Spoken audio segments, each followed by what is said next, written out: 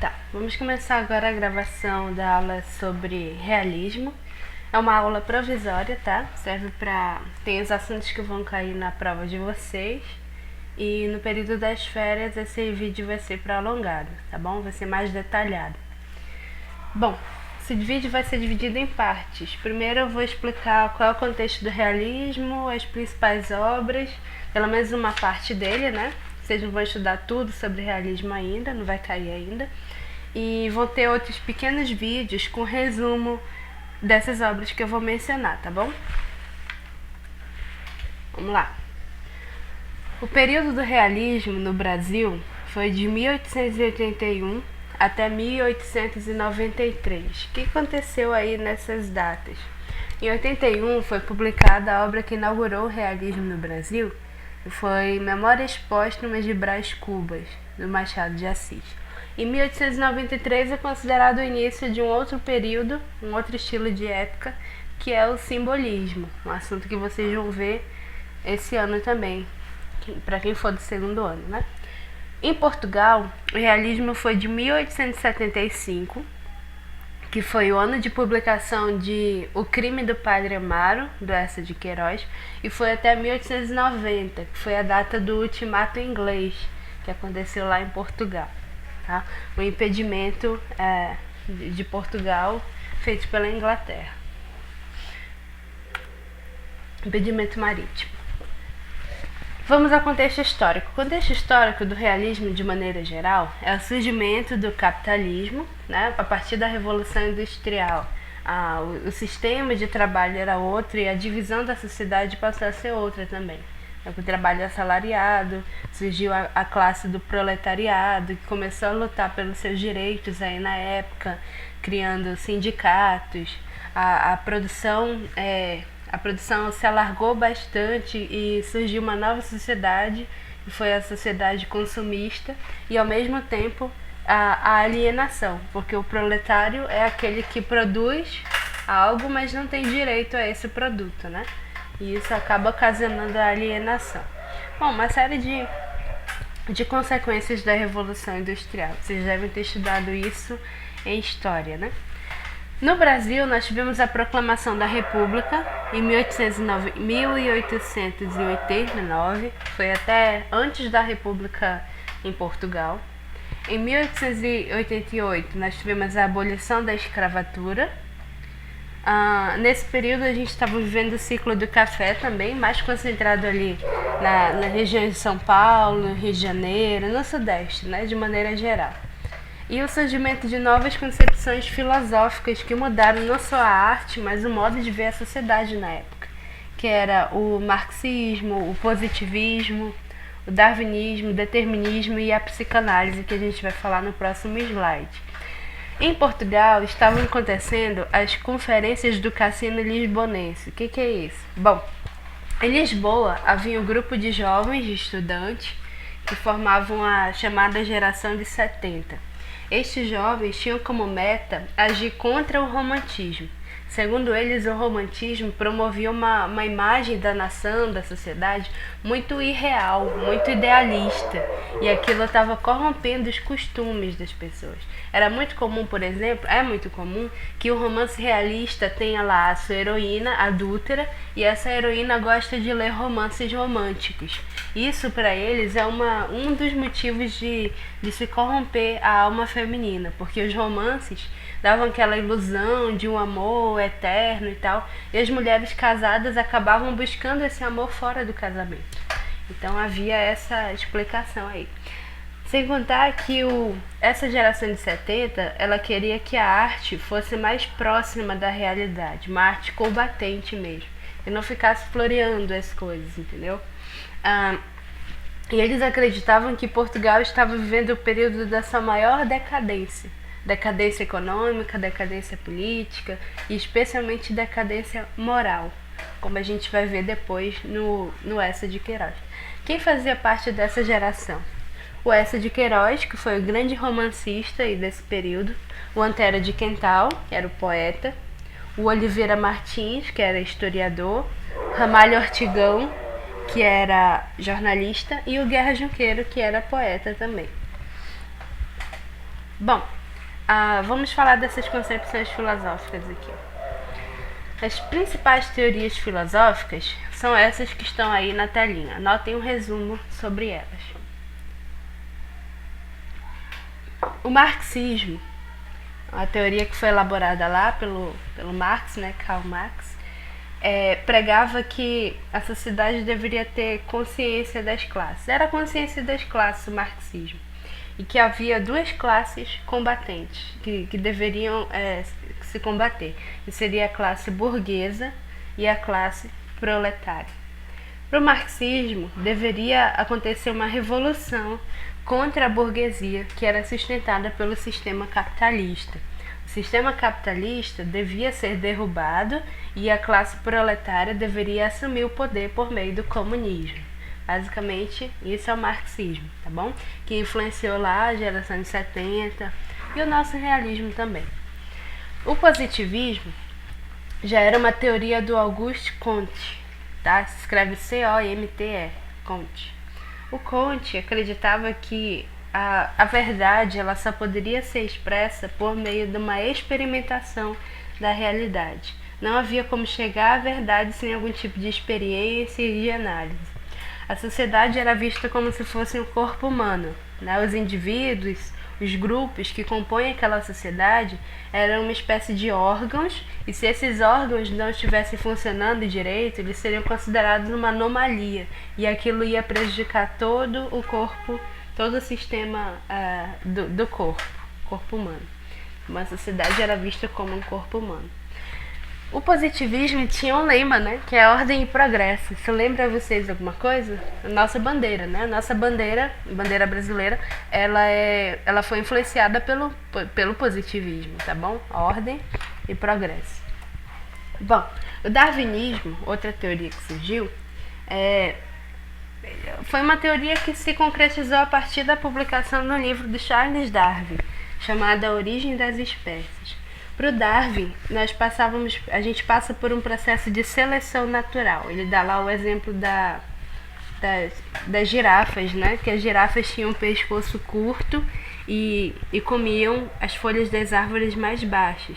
Só que quando foram acabando essas folhas, elas tinham que se adaptar ao meio e esticar mais o pescoço para alcançar as árvores mais altas. E com o tempo, o pescoço delas foi ficando mais longo, e os descendentes delas foram nascendo com o pescoço longo. E as que tinham pescoço curto, não conseguiam se adaptar, acabavam morrendo de fome.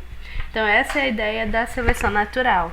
É a seleção do mais forte que vence o mais fraco, porque isso é o que leva à evolução, segundo Darwin.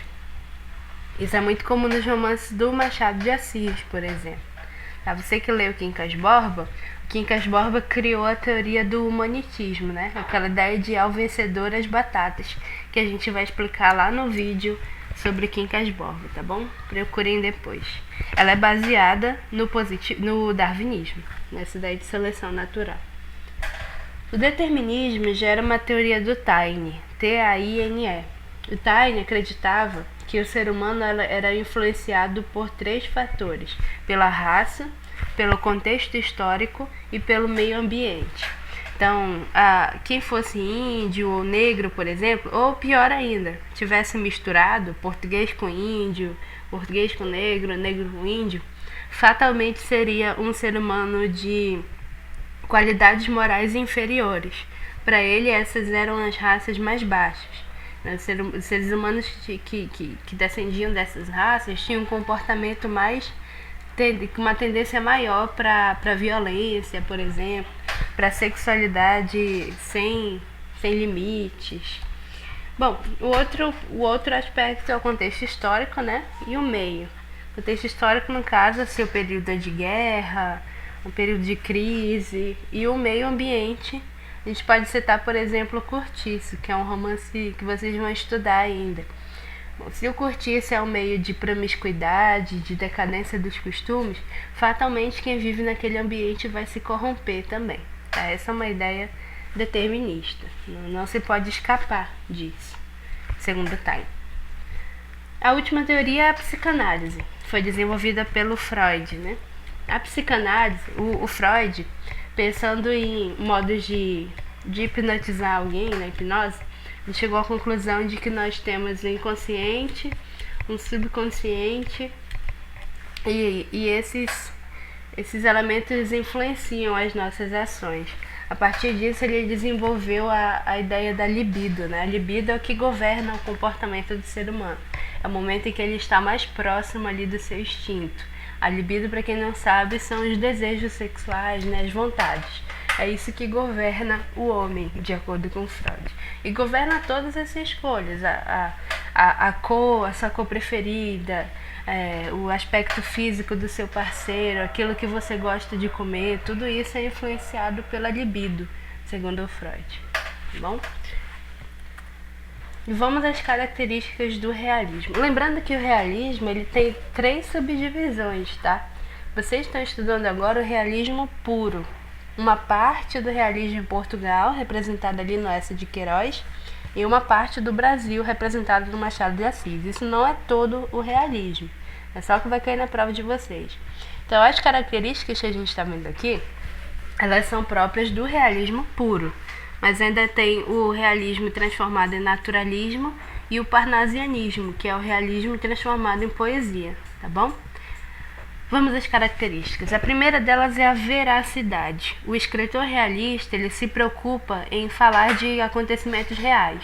Não existe, por exemplo, o homem que morre de amor por uma mulher, literalmente. Nem a mulher que morre de amor pelo homem e se mantém casta para ele. Isso não existe no romance realista.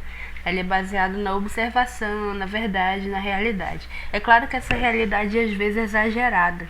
Tanto que um romance realista não tem final feliz. É impossível ele ter um final feliz. Ele tem uma coisa muito negativa, tá? Muito pessimista, o romance realista. O outro aspecto é a contemporaneidade, que é o que mais diferencia o romance realista de um romântico. O romance romântico, ele busca fatos históricos, ele busca algum passado, né, como tema. Já a gente lembra da Iracema, do Guarani, por exemplo. Já um romance realista, ele se atém ao contemporâneo, ao presente. Geralmente as histórias se passam no presente. A terceira característica é o retrato fiel dos personagens. Chega até a ser exagerado, né? Não existe aquela índia que nunca escovou os dentes na vida e tem os lábios de mel. Tá? Isso não existe no romance realista. Os personagens têm mau hálito, elas têm cicatrizes, os homens são carecas, tá? Tem essa preocupação com a verdade dos personagens, exagerada até. Bom, gosto pela descrição. Tem um romance dessa de Queiroz, eu não lembro agora se é o Primo Basílio, que para descrever uma cigarreira, para descrever um objeto, ele leva 3 páginas. Só para descrever aquilo, a origem daquilo, como chegou aquele personagem. Então isso torna a narrativa extremamente lenta. Por isso que muita gente não aguenta ler um romance realista, jovens principalmente. Porque são romances longos, lentos. A história se passa muito devagar, porque a gente precisa aprender todos aqueles detalhes para poder fazer um retrato, um resumo da história. Outro ponto legal é o materialismo do amor. Então, o amor não é um amor romântico, obviamente. O casamento é por convenção social. A mulher geralmente é adúltera, ou o homem, claro, é adúltero. E essa mulher, ela é simplesmente um objeto de prazer, de conquista, de posse de alguém. Tá bom? Outra característica é a denúncia das injustiças sociais, uma denúncia mais direta no caso do Eça de Queiroz ou indireta no caso do Machado de Assis, tá? A relação entre causa e efeito. Falei para vocês que a mulher é adúltera no romance realista quando ela lê muitos romances românticos, aquilo muda a cabeça dela. Isso é uma causa e efeito, tá bom? Por exemplo, e a linguagem é mais próxima à realidade, não tem muitas metáforas, não tem muito floreamento das coisas e tem uma grande recorrência aos detalhes, tá? De aspectos físicos de personagem, do cenário e tudo mais. Aí nós temos influências, né? Franceses aí. Primeiro é do Gustave Flaubert, que escreveu Madame Bovary, que foi o romance que iniciou o realismo lá na França. A história de uma mulher que casa por conveniência com um médico e ela atrai esse médico com vários amantes, né? Até que um vizinho descobre, começa a ameaçar ela fica doente, com muita febre e acaba falecendo. E a filha que ela teve com o médico, com o marido dela, é praticamente abandonada porque o médico fica perturbado desde a morte da esposa. E do Émile Zola é Germinal, que é uma história sobre a história se centra numa família de mineiros, né, na França, que vivem em condições miseráveis. Tem um momento em que não tem comida em casa e eles pegam pedra. Pedra tem muito cálcio, né? Eles pegam pedra e cozinham e fazem uma sopa de pedra. A sopa é água quente com resíduos de pedra para poder se manter de pé e continuar trabalhando. É uma história, tem muita promiscuidade, muita pobreza, muita miséria, e fala também do surgimento dos sindicatos da época para melhorar a vida desses trabalhadores. É bem interessante o romance. Um pouco de comunismo também, fala bastante de marxismo. Bom, aí vamos para Portugal, né? O realismo em Portugal, ele se centra ali na figura do Eça de Queiroz. Embora no outro vídeo a gente tenha que ver um pouco sobre Cesário Verde, tá? Antero de Quental, Guerra Junqueiro e Gomes Leal. Mas vamos tratar do Eça de Queiroz direto. O Eça de Queiroz, ele tem 3 fases na sua obra. A primeira delas é o momento em que ele escreve artigos e crônicas para o jornal. A segunda fase começa com a publicação do Crime do Padre Amaro, em 1875, que é o romance que inicia o realismo em Portugal, né? E essa segunda fase vai até o momento em que ele resolve escrever cenas da vida portuguesa, começando com o Crime do Padre Amaro. O Crime do Padre Amaro tem como subtítulo Cenas da Vida Devota. Tá? Uma grande ironia que ele faz, porque o Amaro não tem nada de devoto. Você que leu o romance, que já ouviu falar, sabe por quê. O Crime do Padre Amaro tem um narrador em terceira pessoa, isso é típico dessa de Queiroz, para manter alguma distância entre o fato narrado e quem está narrando, tá? E há alguns espaços ali na obra que são importantes. Primeiro é o espaço da casa onde o Amaro foi criado, né? O pai dele era um criado da Marquesa de Alegres e depois que os pais morreram, ela resolveu criar o menino. Só que criou ele no meio de muitas mulheres. E o fato do Amaro ter convivido com muitas mulheres desde a infância fez com que ele criasse desejos sensuais por elas. Só que ele foi forçado a ir para o seminário. No seminário é pior ainda, porque todos os estudantes, todos aqueles que estão estudando para serem padres, são igualmente devassos, né? Todos têm desejos por mulheres e não estão no seminário por vocação. Tá? Então ele se gradua padre porque foi obrigado, né? Uma promessa da Marquesa de Alegres. Um outro espaço é a cidade de Feirão, para onde o Amaro foi mandado depois que se ordenou padre. Feirão é uma cidade muito pacata e ele queria ficar em Lisboa, na cidade grande. Ele foi até Lisboa, falou com a Condessa de Ribamar, que era a irmã de criação dele, né, a filha legítima da Marquesa de Alegres, e ela intercedeu por ele, só que mandou ele para uma cidade do interior também, chamada Leiria, né, uma cidade muito tranquila e tal, mas tinha os personagens bastante interessantes. Um deles era o Cônego Dias, que era um padre também, mas tinha casos. O Amaro descobre ali na cidade de Leiria que os padres têm amantes, que isso é muito comum. Um outro espaço é a casa da senhora Joaneira, onde ele conhece e se apaixona pela Amélia, né? Aquele jogo de sedução todo. Tem também a casa do Cineiro, do tio Esguelhas, onde ele vive com a filha Totó, que é onde os amantes se encontram. A própria casa do Amaro, que ele alugou, onde acontece a primeira relação sexual entre o Amaro e a Amélia. Você que não está entendendo nada, procure o vídeo sobre o Crime do Padre Amaro, tá? Estamos só fazendo uma pequena ficha aí da obra. Tem o sítio, onde a Amélia vai para ter o bebê. A igreja, nem a igreja é um espaço respeitado, porque na igreja o Amaro e a Amélia têm se encontram, né? Se beijam, se agarram ali na igreja sem respeito nenhum, nem respeito ao manto da Virgem, né? Que o Amaro coloca o manto da Virgem na Amélia e sente desejo ali por ela vestida com uma roupa sagrada. Tem também a casa da Carlota, que foi a parteira que ficou com o bebê que a Amélia teve do Amaro. E novamente a cidade de Lisboa, para onde o leitor vai no final da história, né? A gente encontra lá o Amaro já completamente esquecido da Amélia. Essa segunda fase do Eça de Queiroz, ela também é marcada por um outro romance chamado Primo Basílio, que tem como subtítulo Cenas da Vida Doméstica, mais uma ironia, que também é uma história de... Essa é uma história de adultério, bem interessante, talvez seja o romance mais famoso do Eça de Queiroz. O Primo Basílio também tem narrador em terceira pessoa, né? Tem como personagens Luísa, Jorge, Juliana, Julião Zuzarte, Dona Felicidade, Conselheira Cássio, Ernestinho Ledesma, Sebastião, Basílio, Reinaldo, Alfonsine, Leopoldina, Joana, Tia Vitória e Castro. Os espaços do Primo Basílio, bom, a história se passa na cidade de Lisboa, né? Mas tem também a cidade de Paris, de onde o Basílio veio, já totalmente transformado.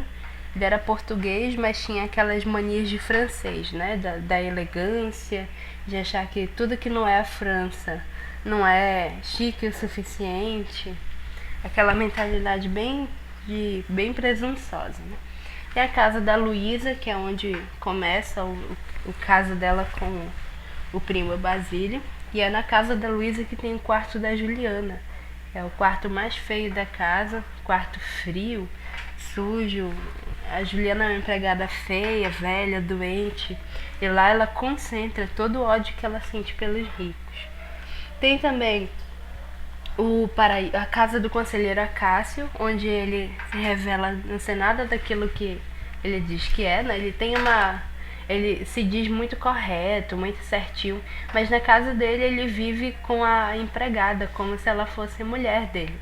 Para a sociedade ela é uma empregada, uma serva, uma criada, mas na intimidade do quarto ela vive como esposa dele, dorme até na mesma cama ali, como esposa, tá? Bom, tem também o Paraíso. O Paraíso foi um quartinho que o Basílio alugou para se encontrar com a Luísa, né? Um quartinho pobre, um pouco distante, onde eles vão lá para se encontrarem. E esses são os espaços mais importantes. Ah, sim, e São Domingos, que é uma cidade para onde o Jorge é mandado, né? E é o que proporciona a Luísa ter um caso com Basílio. É nessa cidade de São Domingos que o Jorge arranja uma amante também. E a Luísa, como uma espécie de vingancinha, leva adiante o caso com Basílio. Ah, sim, faltou eu falar da terceira fase do Eça de Queiroz, né? Além da segunda fase ter o crime do Padre Amaro e o primo Basílio, tem um romance chamado Os Maias também, que tem como subtítulo Cenas da Vida Romântica. Também é uma outra ironia, porque é uma história de amor que acontece entre dois irmãos. Tá? É bem legal a história, foi até uma minissérie da Globo. Procurem o videozinho também, tá? Sobre os Maias. E a terceira fase, que é a fase mais madura do Eça de Queiroz, né, em que ele recupera a crença na sociedade e tal, tem a obra chamada A Ilustre Casa de Ramírez e A Cidade e as Serras, né, que são as mais importantes dessa última fase. Mas vamos para o realismo no Brasil. Sobre o realismo no Brasil, o maior nome do nosso realismo é o Machado de Assis. Na verdade, nós só temos dois grandes romancistas aí, que é o Machado de Assis e o Raul Pompeia com Ateneu, que vocês vão ver depois das férias, tá? O Machado de Assis, anotem as características, são importantes. A sua obra não é exatamente realista, tem aproximações realistas. A gente não pode enquadrar o Machado num período só, porque ele foi o grande autor da nossa língua portuguesa, o maior escritor, considerado o melhor escritor do Brasil, e todo mundo conhece Machado de Assis. Tá? Ele é muito lido na Inglaterra, nos Estados Unidos, por exemplo, tá bom? Olha só, a obra dele contém algumas aproximações realistas. Como assim? Tem aquela atitude crítica que é típica das histórias dele, né, de criticar os costumes da burguesia e dos próprios pobres também, fazer um retrato bem cínico da sociedade. A objetividade, não é, os narradores dele são bem famosos porque não são nada românticos, são todos decadentes, cínicos, falsos, e por terem uma certa posição na sociedade, né, se acham donos de tudo. Aí eu tô falando do Brás Cubas e do Bentinho de Dom Casmurro. Além disso, os temas das obras dele são contemporâneos, né? Não falam de um passado histórico como no romantismo. Só que a obra do Machado também tem algumas aproximações impressionistas. Como assim? Porque as principais histórias dele são recriações do passado por meio da memória. Então essas recriações fatalmente vão ser deformações também. Tem, por exemplo, a obra mais importante dele, que é Dom Casmurro, tem aquela pergunta famosa, né? Capitu traiu ou não traiu Bentinho? Bom, não tem como saber. O romance está cheio de dicas, mas são dicas porque o narrador quis assim. E como ele já é velho, é difícil a gente saber se aquilo que ele está contando pra gente é uma invenção. Isso é uma característica impressionista. Se você recorre à memória para falar de alguma coisa, aquela memória nunca vai ser exatamente o que aconteceu. Ela vai ser sempre mexida pelos seus sentimentos.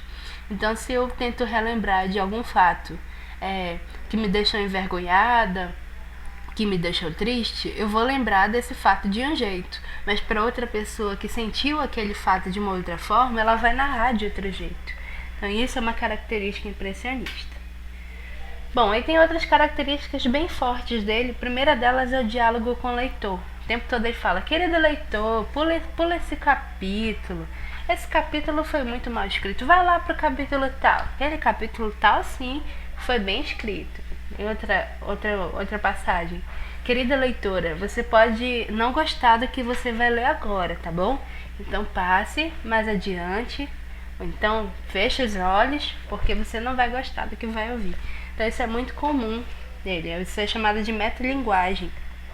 No livro, conversar com o próprio leitor e também colocar, por exemplo, num capítulo: este capítulo está muito curto, este capítulo está mal escrito. É falar no livro sobre aquele livro. Isso é chamado de metalinguagem, tudo bem? Tem também a questão do humor. O humor do Machado de Assis às vezes é divertido, às vezes é tremendamente amargo.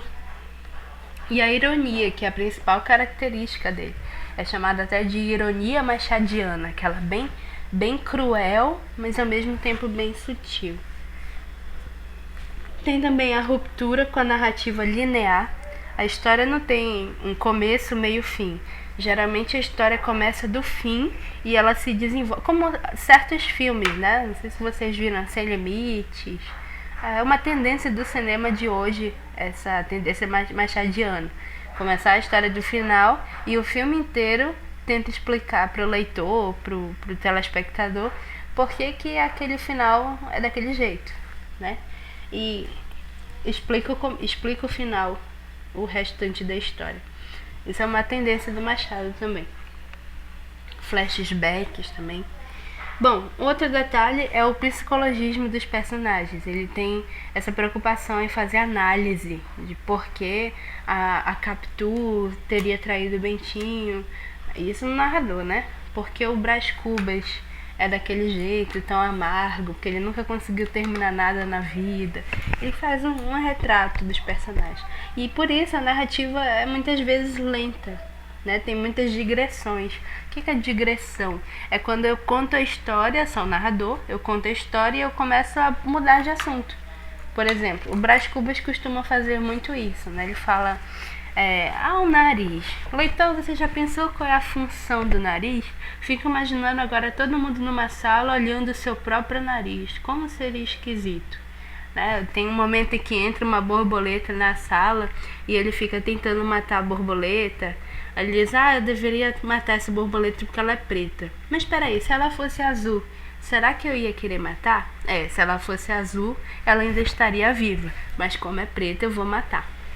Então tem essas mudanças de assunto que na verdade não são à toa, né? Não é a leseira do escritor, não. Isso é bem interessante porque tem um motivo por trás. Procurem no videozinho sobre a obra Brás Cubas, tá? E a última característica é o microrrealismo. O microrrealismo é pequeno realismo, né? É aquela tendência de partir do coletivo, de uma história coletiva, para o individual, analisando personagem por personagem para chegar ao todo, como aconteceu aqui. Bom, a obra do Machado é dividida entre a fase romântica e a fase realista. A fase romântica tem a primeira produção dele, né? Com Ressurreição, A Mão e a Luva, Helena e a Iá Garcia.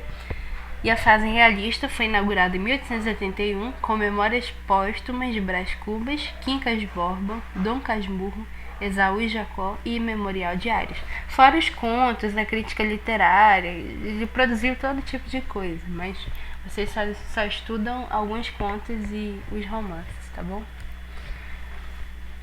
Vamos falar brevemente aqui de Memórias Póstumas de Brás Cubas. Em esses personagens aí, anotem o nome deles, procurem um videozinho sobre a obra depois, com resumo. Narrador é em primeira pessoa, né? Ele se diz que é um defunto autor e não um autor defunto. O que significa isso? Que ele não escrevia em vida e depois morreu. Ele primeiro morreu e depois da morte ele começou a contar a história para o leitor. O fato do Brás Cubas se levantar do túmulo para contar essa história é uma atitude muito cínica, porque ele está fora da vida, então ele pode falar à vontade dos personagens sem se preocupar com uma represália. A obra tem 160 capítulos, são bem curtos, né? No videozinho sobre o Brás Cubas, vocês vão ver o capítulo 55, 35 e o 39, que são bem interessantes. O ritmo da história é bem lento, tem várias digressões e é bem bacana a história, tá? Procurem o vídeo. A segunda obra importante, que está no vídeo também, é Quincas Borba. A gente não sabe bem por que esse título. Quincas Borba é um personagem que aparece aqui no Brás Cubas e aparece de novo numa obra posterior, né? Só que a gente não sabe se Quincas Borba é o filósofo, que está lá no Brás Cubas, ou se é o cachorro, porque o Quincas Borba, o filósofo, morre logo no começo da história. Tá? Procurem o vídeo. E Quincas Borba é uma continuidade de Brás Cubas, no sentido de que tem aquelas mulheres ambíguas, né? No Brás Cubas tem a Virgília, que a gente não sabe exatamente qual é o sentimento dela pelo Brás Cubas, já que o Brás Cubas está narrando. E aí no Quincas Borba tem a Sofia. É interessante que a Virgília realmente traiu o Brás Cubas. A Sofia nunca traiu o marido Cristiano, ela só seduzia o Rubião, porque ele era rico e podia dar privilégios para ela, mas não chegou a concretizar o adultério. E o último romance dessa fase, que é o Dom Casmurro, a Capitu a gente já não tem certeza nenhuma se ela traiu ou não, se ela seduziu o amigo do Bento ou não. E é bem interessante essa mudança das mulheres aí. A que trai, a que poderia ter traído e que a gente não sabe se traiu ou não, né? Bom, a respeito de Dom Casmurro, o Machado de Assis retorna para aquela tendência de narrar em primeira pessoa, né? Isso significa que há a possibilidade do engano, que a Capitu pode ter traído ou não. Esse é o núcleo da história. Só que ao mesmo tempo que a Capitu tinha uma personalidade meio duvidosa, vamos dizer assim, o Bento Santiago também tinha, né? Então é interessante a gente ver como a história é narrada por ele, e ele, por ser advogado, planeja todo um discurso de acusação contra a mulher. Tá bom? Procurem o vídeo, bem interessante, vou explicar por que esse título também, tá? E estudem. Mais alguma coisa? Não. Tchau.